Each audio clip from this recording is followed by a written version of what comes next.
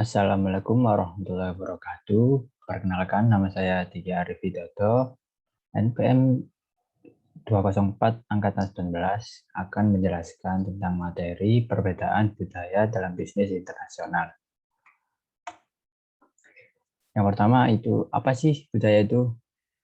Budaya dalam bahasa Inggris ataupun kebudayaan disebut dengan culture, yang secara etimologi berasal dari kata Latin, artinya yang berarti kolere, yang artinya mengelola ataupun mengerjakan.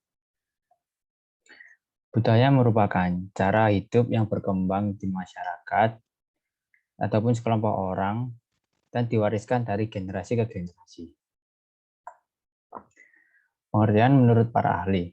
Yang pertama, menurut Griffin dan Michael, budaya adalah nilai, keyakinan, perilaku, adat kebiasaan, dan sikap yang membedakan satu masyarakat dengan masyarakat lainnya. Yang kedua dari Roger M. Cushing, kebudayaan menurut pendekatan adaptif merupakan konteks pikiran dan perilaku. Sedangkan menurut pendekatan ideasional, kebudayaan adalah semata-mata sebagai konteks pikiran. Yang ketiga dari Kunchoro-Ningrat, kebudayaan sebagai seluruh sistem gagasan dan rasa, tindakan, serta karya yang dihasilkan manusia dalam kehidupan bermasyarakat yang dijadikan miliknya dengan cara belajar. Seperti yang saya sebutkan sebelumnya, budaya dan culture memiliki persamaan yang sama. Nah, apakah dalam suatu negara tersebut terdapat hanya satu kultur? Tentu saja tidak. Di suatu negara pastinya terdapat banyak sekali aspek yang membuat suatu budaya di suatu negara tersebut tidak hanya satu, melainkan bermacam-macam. Seperti contohnya itu masyarakat di Jawa Timur memiliki sebuah budaya, yakni terkadang itu mereka berbicara dengan temannya ataupun seseorang dengan nada yang cukup tinggi. Namun berbeda dengan orang-orang di Jawa Tengah yang notabene menggunakan nada yang lebih rendah ketimbang orang Jawa Timur.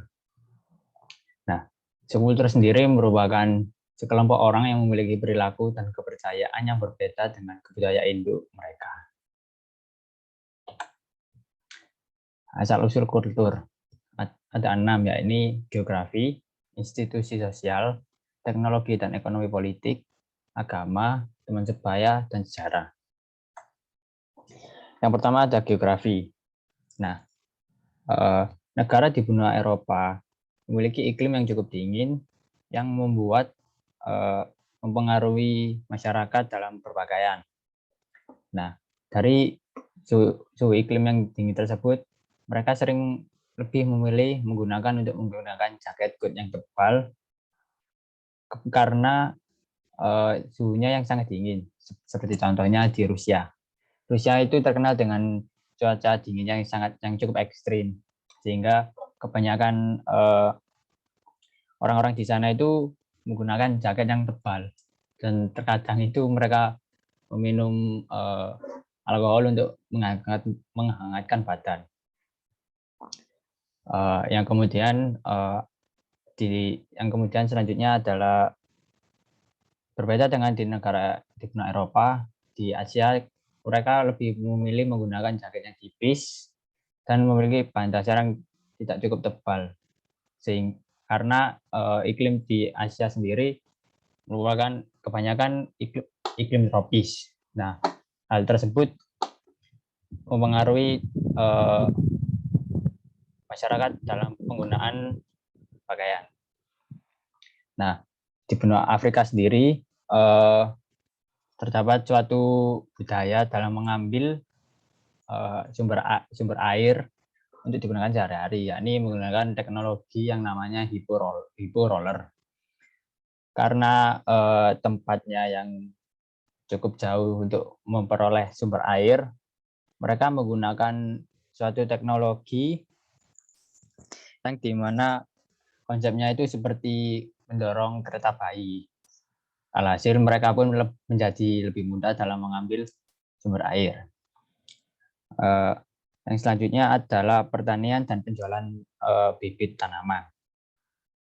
Di Indonesia sendiri terbagi menjadi 4 bagian dalam persebaran flora.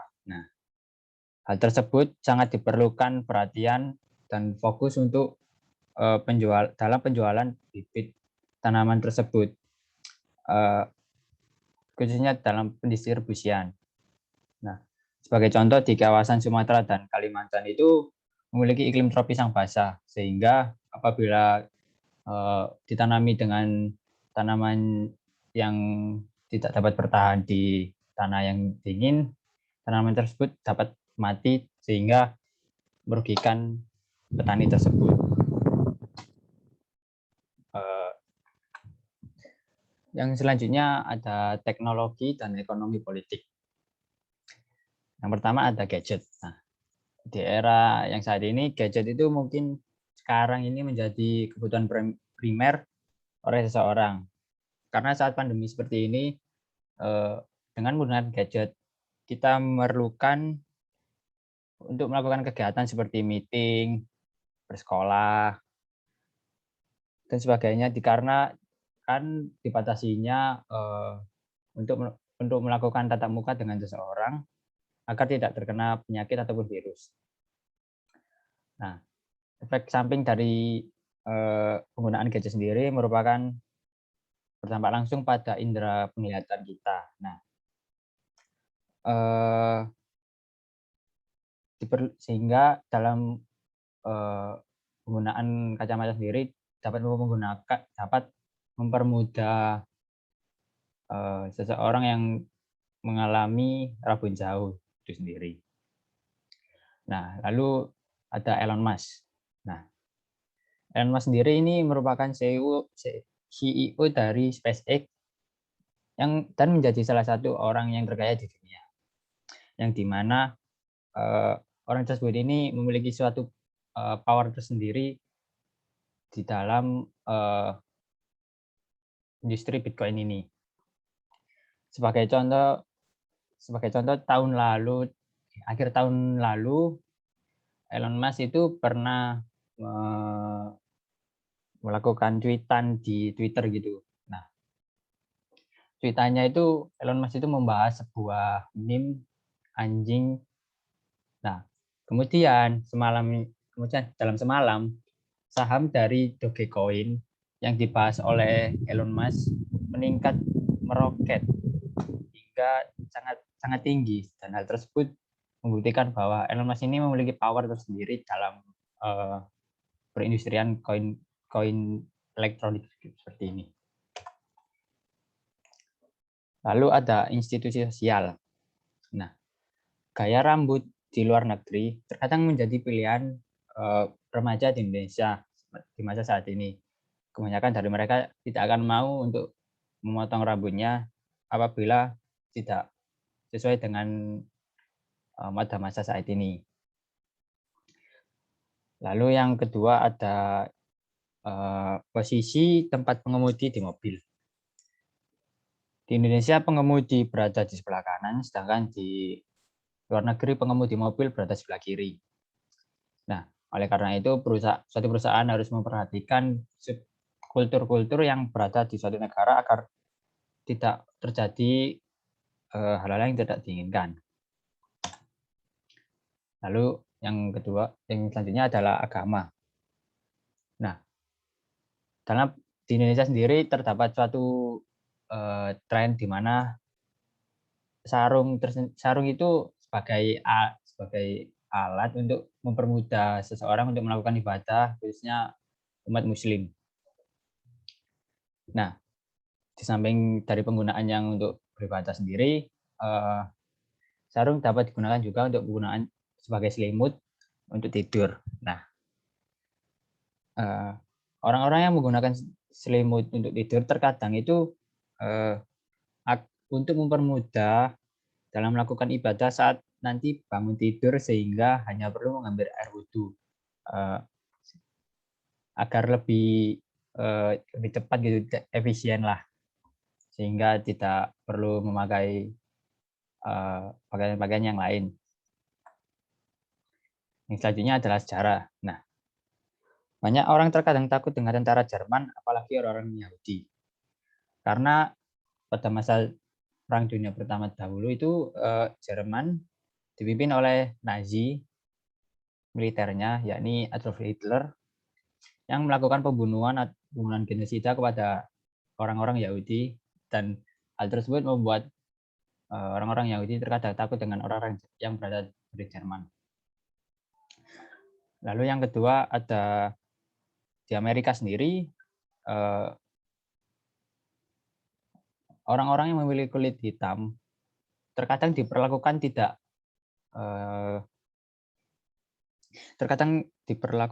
tidak baik, karena mengingat masa dulu itu orang-orang di Amerika yang memiliki kulit hitam itu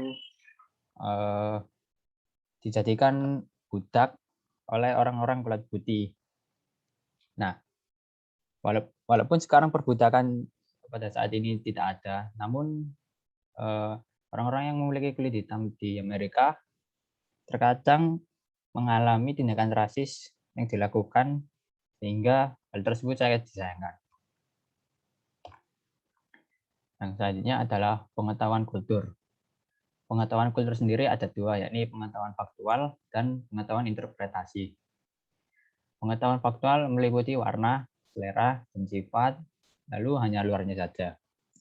Sebagai contoh itu penggunaan warna hitam dalam pemakaman. Nah, kenapa sih orang-orang itu menggunakan warna hitam itu? Kebanyakan orang yang menggunakan warna hitam saat pemakaman itu sebagai bentuk belasungkawa sendiri. Nah, lalu yang kemudian pengetahuan interpretasi itu memahami, menghargai, dan mencari tahu. Nah, sebagai contohnya pengetahuan faktual itu di Surabaya warganya sangatlah tertib dalam berkendara. Nah, sedangkan pengetahuan interpretasinya itu lebih kompleks, menjelaskan tentang kenapa gitu. Di Surabaya warganya sangatlah tertib dalam berlalu lintas karena di Surabaya memiliki sistem tilang elektronik sehingga memungkinkan seseorang akan terkena tilang. Yang selanjutnya adalah bahasa nonverbal. Yang pertama adalah Leiyotoko. Nah, Leiyotoko di Jepang sendiri itu terkadang memiliki ciri khas yang unik karena memiliki konsep Jepang pada masa kuno yang masih diterapkan hingga saat ini gitu. Dan pada saat festival-festival seperti itu sangatlah meriah sekali Leiyotoko dan menjadi ciri khas tersendiri. Lalu yang selanjutnya ada isyarat tubuh. Nah, isyarat tubuh salah satunya yakni mengangkat ibu jari. Di negara Eropa ataupun Asia yang memiliki arti itu kalau di negara Eropa itu kayak seperti good job ataupun oke gitu. Nah, sedangkan di Asia itu sama. Lalu memungkuk, ciri khasnya dari Jepang. Nah, memungkuk sendiri itu di Jepang itu bisa simbol sebagai permintaan maaf ataupun memohon gitu. Lalu yang selanjutnya mengangkat jari telunjuk dan tengah, berada di negara Eropa. Mengangkat jari telunjuk dan tengah itu sebagai bentuk ekspresi kayak berdamai gitu, peace namanya itu. Nah, lalu ada kultur versus fungsi manajemen. Yang pertama ada pemasaran. Di Indonesia seringkali menggunakan berbagai macam metode dalam melakukan pemasaran. Nah, akan tetapi ada satu cara yang sering digunakan dan cukup efektif, yakni endorsement. Kultur orang Indonesia sendiri itu mudah percaya kepada orang-orang yang memiliki influence. Nah, sehingga metode pemasaran endorsement ini sangat efektif digunakan dengan kultur Indonesia di Indonesia. Lalu yang kedua ada sumber daya manusia. Untuk SDM sendiri, perusahaan terkadang memberikan bonus tambahan untuk meningkatkan kinerja dari pegawainya agar dapat termotivasi sehingga terjadilah keberhasilan dalam pengerjaan. Nah, Yang selanjutnya ada produksi dan keuangan. Perusahaan harus memperhatikan budaya suatu negara. Nah, karena terkadang dalam suatu negara sendiri tersebut memiliki kultur yang mengkorupsi sebuah produk ataupun anggaran yang dimana dapat merugikan suatu perusahaan yang ada.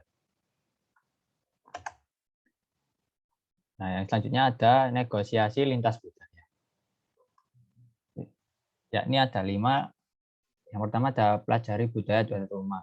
Nah, sebagai contoh itu kalau semisal di Jepang itu kita harus berangkat lebih dulu timbang yang lainnya karena di Jepang itu memiliki dedikasi yang tinggi terhadap pekerjaan yang dihadapi.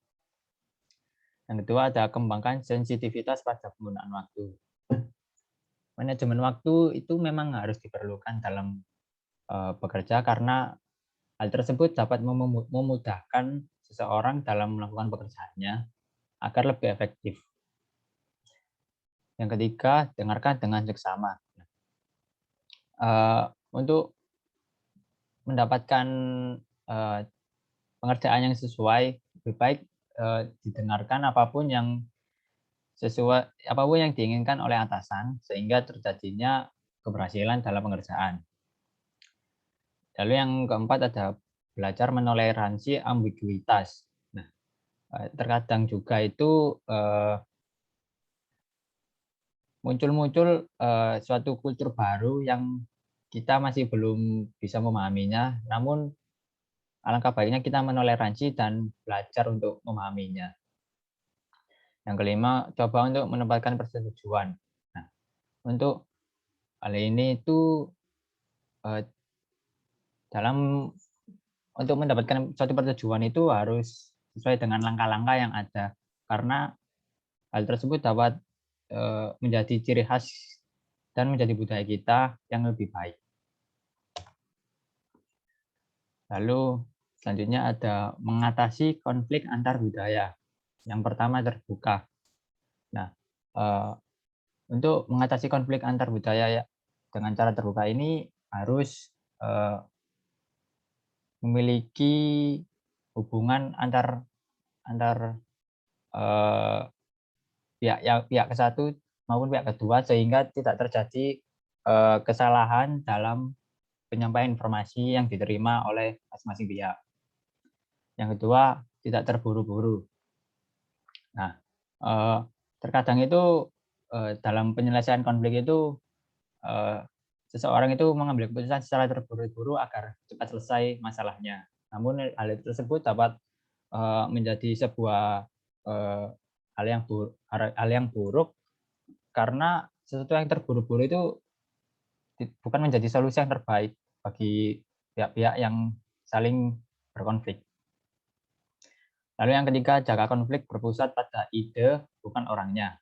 Nah, lalu untuk konfliknya sendiri itu lebih baik difokuskan pada ide karena apabila difokuskan pada orangnya itu tersebut itu akan membuat seseorang merasa dipermalukan secara publik.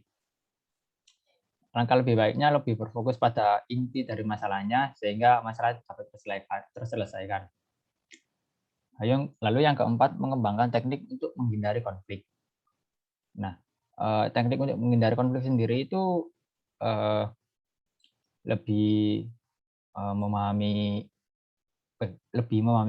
sekitar, peka gitu, sehingga tidak terjadi konflik yang tidak diinginkan.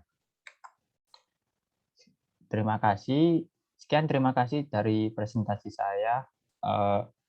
Apabila terdapat tutur kata yang kurang dapat diterima, mohon dimaafkan. Sekian, wassalamualaikum warahmatullahi wabarakatuh.